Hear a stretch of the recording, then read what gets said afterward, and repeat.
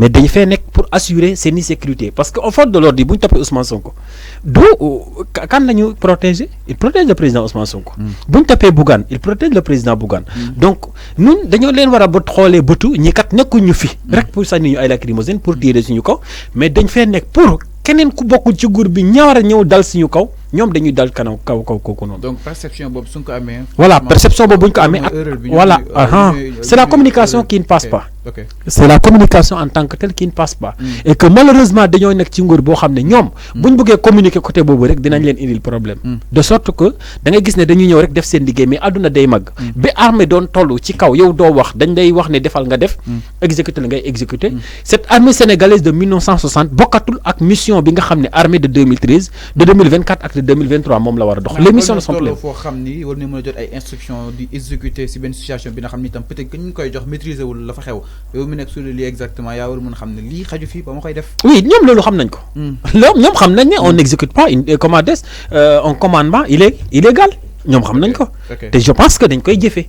maintenant mais au-delà de ça xam nga à l'époque mën nañ considérer les forces de l'ordre comme étant des gens yoo xam ne dañ leen di wax def leen ñu def noppi leen ñu noppi waruñu am benn communication ak nit ñi mais nee naa la àdduna moo dox ba toll foo xam ne tey lan na voilà les temps ont révolu lan na boon démb tey dafa feeñ parce que à l'époque xool ko ci procureur yi à l'époque le procureur tu le vois même pas qui est le procureur de la République doo ko xam mais aujourd'hui dem nañ ba procureur di convoquer un point de presse la même chose le procureur convoque un point de presse la même chose comment adresse comment les forces de l'ordre leur chef par excellence doivent tenir des points de presse pour échanger avec la communauté parce que la communication est la base de tout expliquer nit ñi ne effectivement nous ne sommes pas sur le terrain parce que ay ennemis ngeen ay sañu ennemi ngeen nekkuñu sur le terrain également pour rek di leen gazer di leen sànni ay lacrymogène mais réew mi bu leen ko yàq réew mi ñun ñoo ko bokk ñun ay forces de l'ordre dañ assurer seen sécurité moom moo tax ñun ñuy fay ay salaire moo tax tey ñu accepter bàyyi suñu famille bàyyi suñu njaboot wàcc sur le terrain guddi comme bëccëg pour seeni jàmm donc ça c'est des messages yoo xam ne si les forces de l'ordre envoient à la jeunesse ces genres de messages là tôt ou tard ils vont finir par comprendre effectivement que ñii kat nekkuñu ay noon nii kat nekkuñu fi pour rek di ñu salfaañee di ñu gazer di ñu sànni ay lacrymogènes ainsi de suite et que ça je pense qu'aujourd'hui la situation sociopolitique du Sénégal la ko mën a indiwaat jàmm amaat la stabilité amaat du leen dul communication mais malheureusement c'est la communication qui fait défaut parce qu'on rencontre à chaque fois que on fait médecin après la mort day mbir day xew ba ñëpp coo ko ba conséquence am ñu doog di def ay points de presse ñoo di waxtaan et que à partir de ce moment également duñ teg le discours qu'il faut parce que kilifa conférence de presse procureur yow boo xoos exactement yow da nga war a mën a jàpp ni procureur war na mën a toog def situation oui mais situation bi ñoom dañuy def médecin après la mort def le point deuxièmement dañuy def point de presse pour se laver les mains ñaar maanaam pas pour éclaircir mais peut-être pour s'en sortir. oui communication bi may wax mooy que ne ñoom waruñu di def point de presse pour se laver les mains pour wan nit ñi ils sont blanches comme neige non waruñu def point de presse boo xam ne dañuy jël parti maanaam dañuy naan diw moo tooñ wala diw tooñ c'est pas pour qu'il le dise ça non donc seen point de presse nañ accès wu ci kaw on est dans un pays on est dans un état de droit on est dans un pays démocratique donc de grâce des acteurs politiques ak nu ñu àndal nañuy waxtaan ak seeni nit ñu xamal leen ne kat salfaañee yoon salfaañee également loi ak règlement ba yow ba toog fa nga war a toog nekk président da boo ko defee aussi ñi nekk ci suuf dinañ salfaañee yow te doo ci mën dara ce genre de discours là ngay wan nit ñi de manière concrète que ne yow nekkoo ak Massamba nekkoo ak Mademba mais tu es là pour éclairer aux gens parce que y a beaucoup de gens yoo xam ne dañoo réeri ay mbir yu bëri pour ñoom xeex bi nga xam ne moom la ñu nit ñi di def ci mbedd mi pour ñoom li nga xam te moom mooy forcing bi ñuy def moom moo ñu war a yóbbu fu ñuy jëm alors que ça c'est tout à fait le contraire parce que je vous donne un exemple tey bu ñu xeexee ba yàq ay pneu xeex bay lakk tali bi mais suba Bougane Gueye Dany nekk président wala Ousmane Sonko nekk président mais wóor nañu ne avant Ousmane Sonko di def quoi que ce soit tel yooyu ñu lakkoon dina ko defaat ba pare donc yow li nga jàppale sa leader yaa ngi koy tardel dina ko réparer de ko réparer poñ bu am solo chef téléspectateur alors dañuy daal di jàll si leneen itam mooy procès Adji Sarr ak ki nga xam ne mu di Ousmane Sonko ma ni kon procès bi àjjini nañ ko li nga xam ne mu di le 16 mai 2023 Sonko na mën a jàkkaarloo ki nga xam ne mu di Adji Sarr fu si daal di expliquer exactement ce qui s'est réellement passé entre eux alors mais si loolu Abdou ñu gis ni Maham Diallo yóbbuwoon na ko fa nga xam ne itam moo di si diwaanu chambre criminelle chambre criminelle nag Sonko d'accord si daal di déposé recours fa nga xam ne itam mooy Cour suprême alors Cour suprême l'a débouté maanaam mu daal di koy gànkal boobu di nga xam ne moo di recours après fii dañuy ñëwaat parquet n'est-ce pas. oui dernier parcours mais non quitté na parquet léegi mu ngi chambre criminelle. mi chambre criminelle. oui léegi du des waat parquet. non chambre criminelle dañ bu ñu ko lancé chambre criminelle automatiquement la des mooy àtte. alors li tax chambre criminelle fixé wu li nga xam ne mooy date bi dafa doon xaar que cour suprême moo daal di délibéré statué oui. li nga xam ne moo di recours bi nga xam ne itam Sonko moom la daal déposé woon. oui effectivement faw mu xam nee naa la cour suprême. et la cour suprême par excellence. mooy cour bi nga xam ne moo gën a kawe ci juridiction sénégalaise yi. donc bu dossier nekkee ci tablam dañuy xaar ba mu évacuer ko. joxewaat feu vert les juridictions d'inférieur pour que ñoom ñu mën a statuer au fond du dossier. et effectivement la chambre criminelle. moom mooy juridiction bi nga xam ne moom moo mën a connaître lépp li nga xam ne moom mooy crime moo mën a àtte loolu.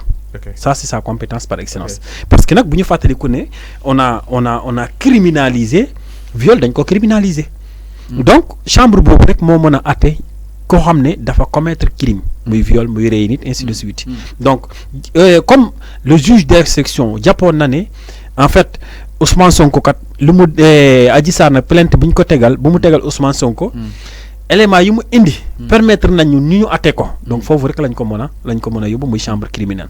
maintenant c'est à la chambre criminelle maintenant d'appeler les deux parties pour juger le fond du dossier. toutefois bu fekkee atte nañ ko Ousmane Sonko a le droit ou Adji Sarr a le droit kan ku ñoom koo xam ne d'accord ci jury décision bu ñu joxee. mu déposé appel. am na voilà très bien. alors mais balaa ñëw si appel bi exactement ñu gis ne Sonko cour suprême mu daal di koy débouté. donc est-ce que cour suprême moo doon nekk dernier recours am avant ñuy amal ba def procès wala ko woon aman fenn fu mu war a mën a jàpp benn juridiction en attendant que ñuy jàpp datu dina xam. datu corp non amatul la cour suprême nee naa. c'est la kon dernier recours am avant procès bi. moo nekkoon dernier recours am bu fa dossier jógee day ñëwaat pour ñu atte ko. donc am na beneen recours boo xam ne nag les recours yi jeexagul parce que jusqu'à présent. mais recours yooyu balaa moo ñëw il faut ñu amal procès bi ba atte. waaw faaw ñu atte balaa recours yooyu di. oui mais recours avant procès bi moom jeex na si cour suprême la daal di. oui foofu la yem donc li des mooy que ni ñu atte ko mu d'accord ci atte bi wala mu ñàkk d'accord. donc parce que jusqu'à présent amul kenn ku sañ a wax ne Ousmane Sonko moo def wala deful. donc parce que jusqu'à présent il n'a pas été encore jugé. donc la présomption d'innocence s'ouvre pour toujours sur les épaules que ce soit Ousmane Sonko que ce soit Adji Sarr kenn ci ñoom deful. donc la des kay mooy que ne juridiction la chambre criminelle atte ba nit ñi ba le juge joxe décision ne Ousmane Sonko deful dara. wala Ousmane Sonko moom moo def ñu doog a xool nag kan moo effectivement est-ce qu'il est coupable ou pas. alors wax nga ko exactement yëf yi da ngaa yóbbu tout ça nu chambre criminelle la wala ndaar ko yóbbu chambre criminelle nag mooy yëf yi nag justement li nga xam ne que moo di viol da nga daal di jàppee comme crime fii Sénégal exactement alors mais ñu gis ni Abdou. yëf yi jàppee ne ko comme crime. est-ce que yëf yi mën nañ ko amalee par huis clos.